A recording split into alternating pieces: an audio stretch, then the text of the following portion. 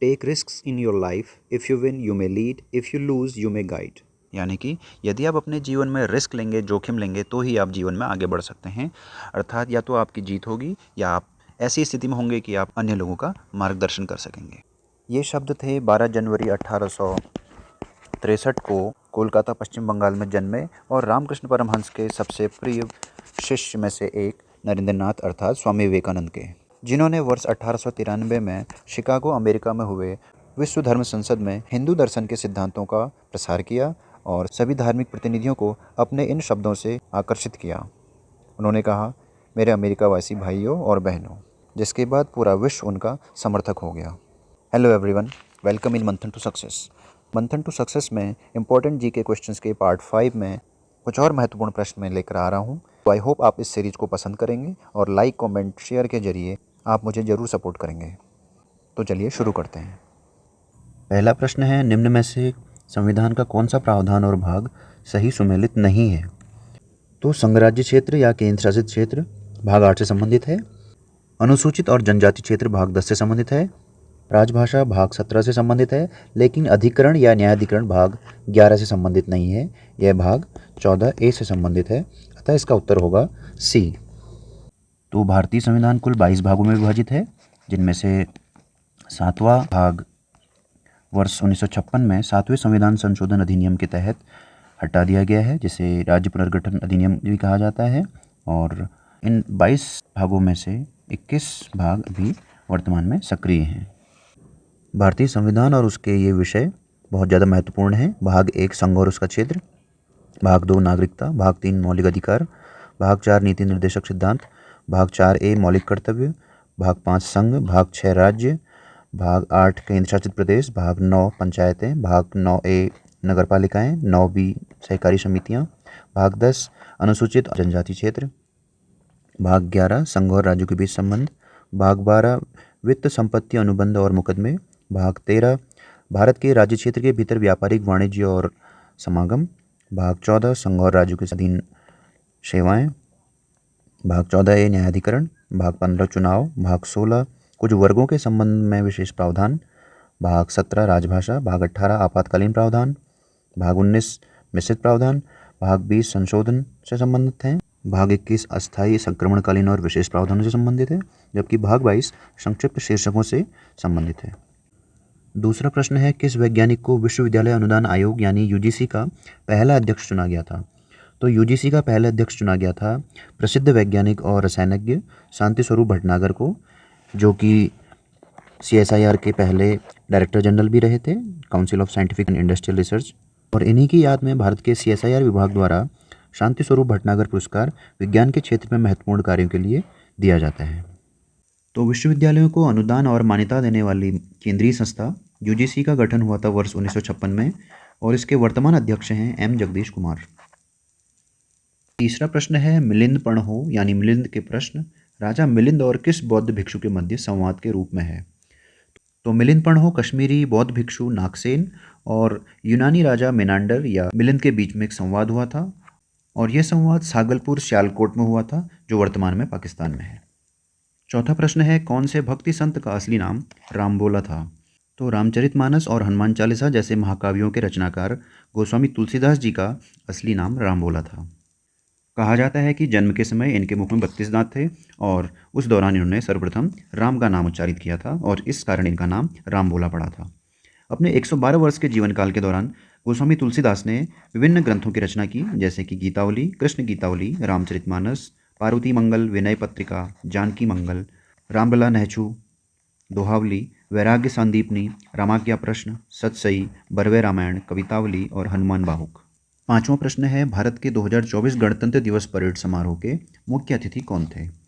तो 2024 गणतंत्र दिवस समारोह के मुख्य अतिथि थे फ्रांस के राष्ट्रपति इमैनुअल मैक्रों और संभावित है कि वर्ष 2025 में जो मुख्य अतिथि रहेंगे वो रहेंगे मलेशिया के नवनिर्वाचित राष्ट्रपति प्रबोवो सुबियांटो।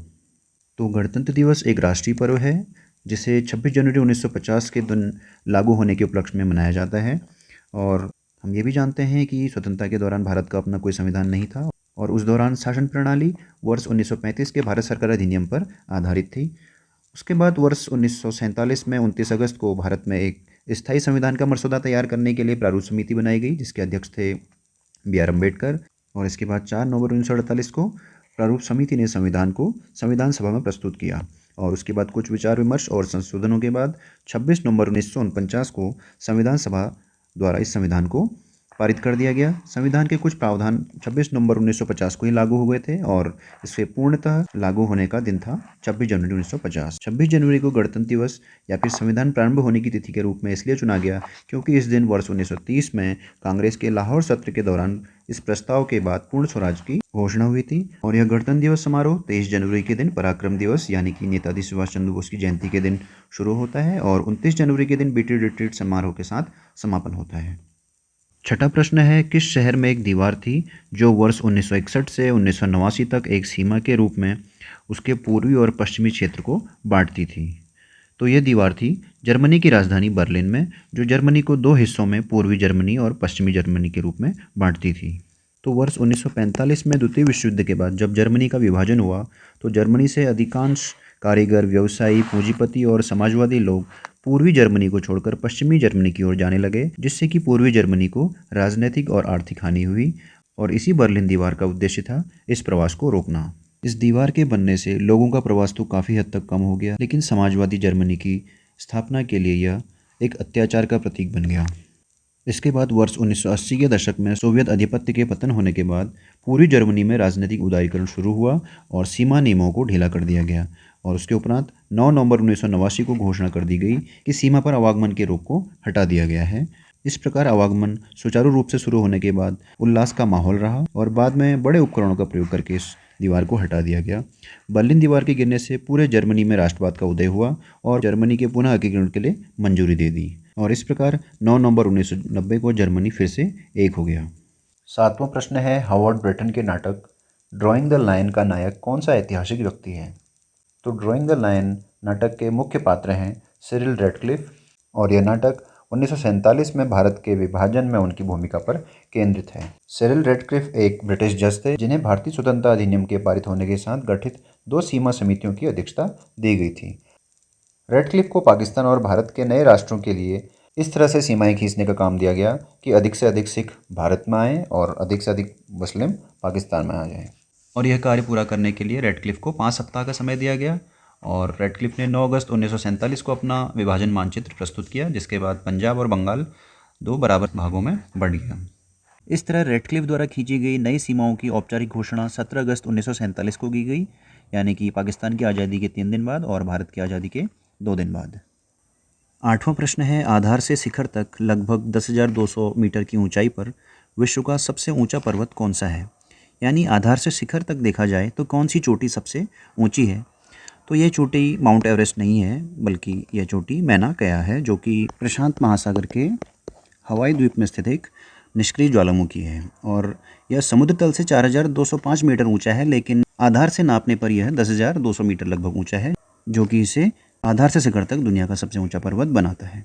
9वां प्रश्न है, डोनाल्ड ट्रंप से पहले लगातार गैर कार्यकाल के लिए चुने जाने वाले आखिरी अमेरिकी राष्ट्रपति कौन थे? यानी कि ऐसे कौन से अमेरिकी राष्ट्रपति हैं जो 2 कार्यकाल के लिए चुने गए लेकिन लगातार नहीं चुने गए? तो इस तरह से हाल ही में अमेरिका के राष्ट्रपति डोनाल्ड ट्रंप बने हैं, जो कि 45वें राष्ट्रपति 2017 में बने थे और वर्तमान में 47वें राष्ट्रपति 2024 में बने हैं।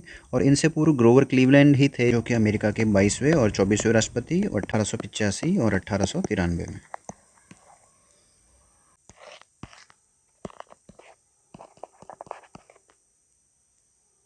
दसवां प्रश्न है, भारतीय रिजर्व बैंक को कौन सा अधिनियम या एक्ट नियंत्रित करता है?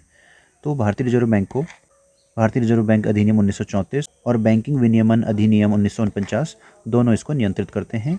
1934 का बैंकिंग अधिनियम आरबीआई में मुख्य रूप से बैंक नोटों के मुद्दों को विनियमित करता है और इसके अलावा 1949 का अधिनियम सहकारी बैंकों और सभी राष्ट्रीय बैंकों के अधिनियम से संबंधित है। 11th question is, what do we call a baby kangaroo? So baby kangaroo is called Joy. So there are many animals and birds whose male and female species are named differently and their babies are named differently. So some of them are given here. Alligator, its baby is called hatchling. Antelope, its baby is called calf. Baboon, its baby is infant. Bear, baby is cub. Bee is baby larva. Birds, babies are called chick. Butterflies babies are called caterpillar or larva. Camels babies are called calf. Cats babies are called kitten. Chickens babies are called chick. Crows babies are called chick. Deer's babies are called fawn. Dogs babies are called pup. Leopards babies are called cub. Lions babies are called cub. Monkeys babies are called infant. Mosquitoes babies are called nymph. Mouse babies are called pup or pinky. Pandas babies are called cub. Penguins babies are called chick. Pigs babies are called piglet. Rabbits babies are called kitten. Rats babies are called pup. Sharks babies are called pup. Sheep's babies are called lamb. Snakes babies are called snakelet or neonate. Spiders babies are called spiderling. Swans babies are called cygnet or flapper. Tigers babies are called cub. Whales babies are called calf. Wolves babies are called pup or whelp. Zebras babies are called colt or foal. There are many animals and other species whose young ones are asked in many exams, so you need to learn as much as you can. 12वां प्रश्न है केंद्र शासित प्रदेश लक्षद्वीप की आधिकारिक भाषा कौन सी है? तो लक्षद्वीप की आधिकारिक भाषा है मलयालम। और आप देख सकते हैं अन्य केंद्र शासित प्रदेश अंडमान निकोबार की आधिकारिक भाषा है हिंदी और अंग्रेजी। चंडीगढ़ की आधिकारिक भाषा है अंग्रेजी। दादरा नगर हवेली दमन और दीव की आधिकारिक भाषा है गुजराती कोंकणी मराठी हिंदी। दिल्ली की आधिकारिक भाषा हिंदी अंग्रेजी और दूसरी आधिकारिक राजभाषा उर्दू और पंजाबी। लक्षद्वीप की आधिकारिक भाषा है मलयालम और दूसरी सेकेंडरी राजभाषा है अंग्रेजी। जम्मू कश्मीर की आधिकारिक राजभाषा है कश्मीरी डोगरी हिंदी उर्दू अंग्रेजी। लद्दाख की आधिकारिक भाषा है हिंदी अंग्रेजी और पुदुचेरी की आधिकारिक भाषा है तमिल फ्रेंच और अंग्रेजी और दूसरी राजभाषा है तेलुगु और मलयालम। इसके साथ ही सभी राज्यों और वहाँ की आधिकारिक भाषाएं यहाँ पर दी हुई हैं जिन्हें आप यहाँ से देख सकते हैं। 13वां प्रश्न है इनमें से किस प्राचीन विश्वविद्यालय के पुस्तकालय में रत्नोदधि रत्नसागर और रत्नरंजक नामक 3 विभाग थे? तो रत्नोदधि रत्नसागर और रत्नरंजक नामक 3 विभाग नालंदा विश्वविद्यालय में थे, जो कि विश्व का सबसे प्राचीन विश्वविद्यालयों में से एक है। नालंदा विश्वविद्यालय बिहार के राजगीर नामक स्थान पर स्थापित था और यह वर्तमान में यूनेस्को वर्ल्ड हेरिटेज साइट के रूप में घोषित है। जबकि तक्षशिला उससे भी अधिक प्राचीन विश्वविद्यालय है और यह वर्तमान रावलपिंडी पाकिस्तान क्षेत्र में स्थापित था। नालंदा विश्वविद्यालय की स्थापना गुप्त सम्राट कुमार गुप्त प्रथम ने 427 ईस्वी के आसपास की थी और इस विश्वविद्यालय में ही 3 पुस्तकालय थे जिनके नाम थे रत्नोदधि रत्नरंजक और रत्नसागर। और यह दुनिया की सबसे बड़ी लाइब्रेरी थी जो कि 9 मंजिला इमारत थी और यहाँ कई विद्वानों ने पढ़ाई की थी जैसे कि हर्षवर्धन, धर्मपाल, बसुबंधु, धर्मकीर्ति, आर्यवेद, नागार्जुन। और नालंदा विश्वविद्यालय को 13वीं शताब्दी की शुरुआत में तुर्क मुस्लिम आक्रमणकारी बख्तियार खिलजी ने आग लगाकर खंडित कर दिया था। तो ये है नालंदा विश्वविद्यालय के अवशेष जो आप यहाँ देख सकते हैं। 14वां प्रश्न है अगस्त 2024 में पेंटोगटारन शिनावात्रा किस देश की सबसे युवा प्रधानमंत्री बनी है? तो पेंटोगटारन शिनावात्रा थाईलैंड की सबसे युवा प्रधानमंत्री बनी है जो कि 37 वर्ष की हैं। इसके अलावा भारत के सबसे युवा प्रधानमंत्री थे राजीव गांधी जो कि 40 वर्ष में भारत के प्रधानमंत्री बने थे। थाईलैंड से संबंधित महत्वपूर्ण जानकारी देखते हैं। यहाँ की राजधानी है बैंकॉक, ऑफिशियल लैंग्वेज थाई और यहाँ सर्वाधिक 93.46% बुद्धिज्म धर्म को मानने वाले लोग रहते हैं। और यहाँ के मोनार्क हैं वजीरालोंगकान और यहाँ के prime minister Paetongtarn Shinawatra, upper house senate और lower house house of representative और यहाँ की करेंसी है थाई बहत।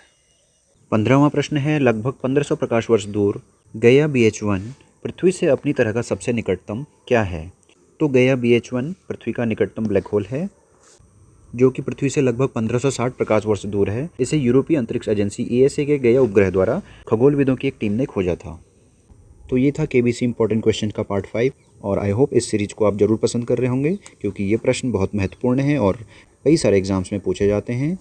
तो आप सभी से रिक्वेस्ट है कि मेरी वीडियोज़ को लाइक, शेयर और कमेंट के जरिए आप ज़रूर सपोर्ट करेंगे। थैंक यू फॉर वॉचिंग मंथन टू सक्सेस।